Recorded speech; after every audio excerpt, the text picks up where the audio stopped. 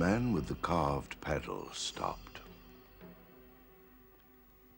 It should be somewhere here, he said. He shipped the paddle and held his arm out straight before him. The canoe was approaching the land.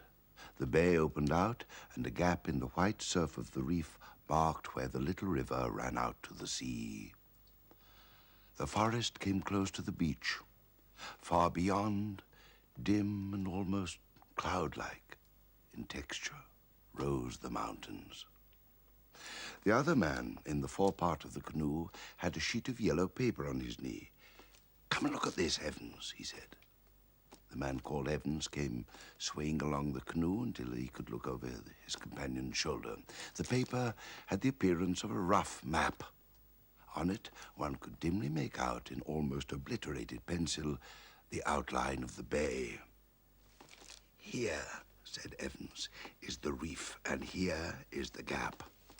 He ran his thumbnail over the chart. "This curved and twisting line is the river, and this star is the place." "It's odd," said Evans after a pause, "what these little marks down here are for." "Chinese writing," said the man with the map. "Of course. He was Chinese," said Evans. "They all were," said the man with the map. They both sat for some minutes staring at the land while the canoe drifted slowly. "Your turn with the paddle now, Hooker," said Evans. And his companion quietly folded up his map, put it in his pocket, passed Evans carefully, and began to paddle.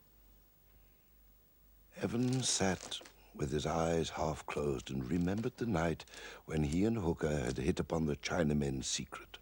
He saw the moonlit trees, the little fire burning, and the black figures of the three Chinamen, silvered on one side by moonlight and on the other glowing from the firelight, and heard them talking together in pidgin English. Hooker had caught the drift of their talk first and had motioned to him to listen. A Spanish galleon from the Philippines, hopelessly aground, and its treasure buried against the day of return, lay in the background of the story.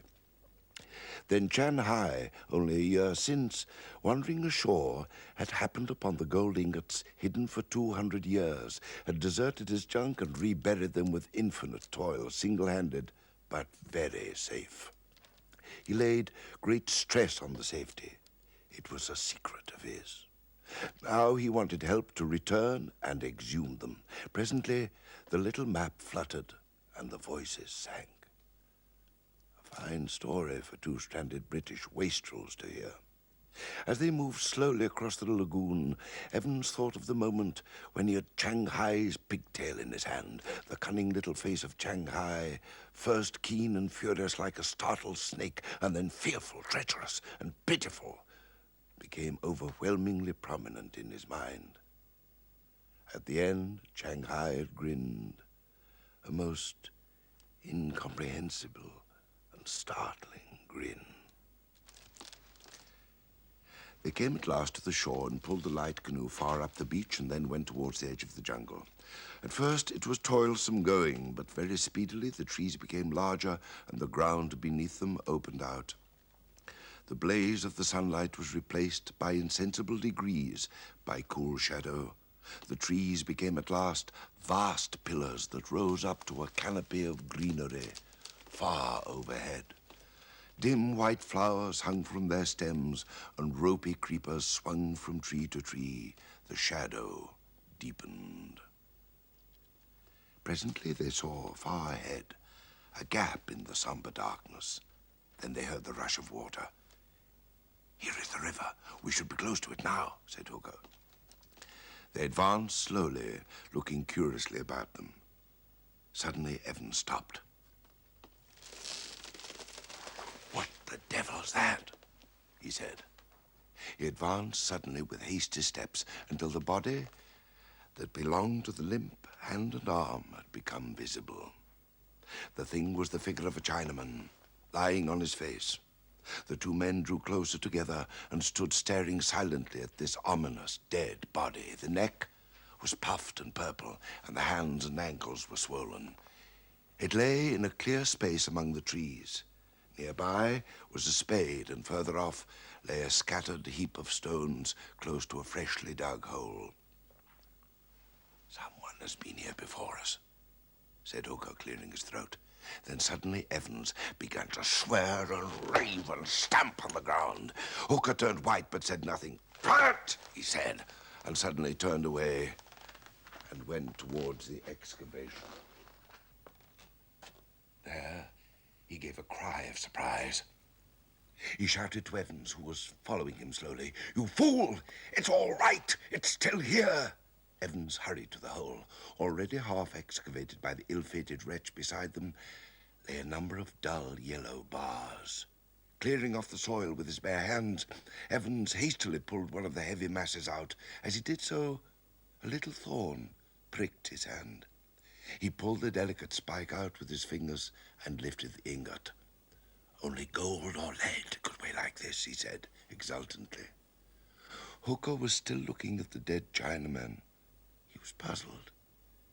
"He stole a march on his friends," he said at last. "He came here alone, and some poisonous snake has killed him."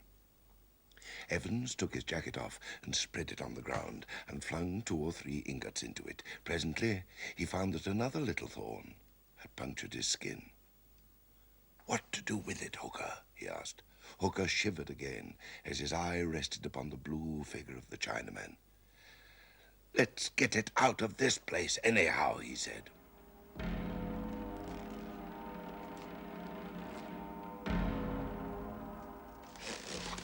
He took the ends of the collar of the coat in his hands, and Evans took the opposite corners, and they lifted the mass. "It's queer," said Evans when they had advanced only a few steps, "but my arms still ache with that paddling. Curse it," he said. "But they ache, I must rest." They let the coat down. Evans' face was white. Little drops of sweat stood out upon his forehead. "It's stuffy somehow in this forest." "What's the matter with you?" said Hooker. Evans stumbled with a sudden curse. He stood for a moment staring at Hooker, and then with a groan clutched at his own throat. "Don't come near me," he said, and went and leant against a tree. Presently, his grip upon the trunk loosened, and he slipped slowly down the stem of the tree until he was a crumpled heap at its foot. His hands were clenched convulsively. His face became distorted with pain. Hooker approached him. "Don't touch me," said Evans in a stifled voice. "Put the gold back on the coat." "Can I do anything?" said Hooker. "Put the gold back on the coat." As Hooker handled the ingots, he felt a little prick on the ball of his thumb. He looked at his hand and saw a slender thorn, perhaps 2 inches in length. Evans gave an inarticulate cry and rolled over. Hooker stared at the thorn for a moment with dilated eyes. Then he looked at Evans, who was now crumpled together on the ground, his back bending and straightening spasmodically. Then he looked towards the body of the Chinaman. He thought of the little dashes in the corner of the plan. And in a moment, he understood. "God help me," he said, for the thorns were similar to those the Dyaks poison and use in their blowing tubes. He understood what Shanghai's assurance of the safety of his treasure meant. He understood the grin now. "Evans!" he cried. But Evans was silent and motionless, save for a horrible spasmodic twitching of his limbs. A profound silence brooded over the forest. Then Hooker began to suck furiously at the little pink spot on the ball of his thumb, sucking for dear life. Presently, he felt a strange aching pain in his arms and shoulders, and his fingers seemed difficult to bend. Then he knew that it was too late. Abruptly, he stopped, and sitting down by the pile of ingots and raising his chin upon his hands, he stared at the distorted but still stirring body of his companion. Shanghai's grin came back into his mind. The dull pain spread towards his throat and grew slowly in intensity. Far above him, a faint breeze stirred the greenery, and the white petals of some unknown flower came floating through the gloom.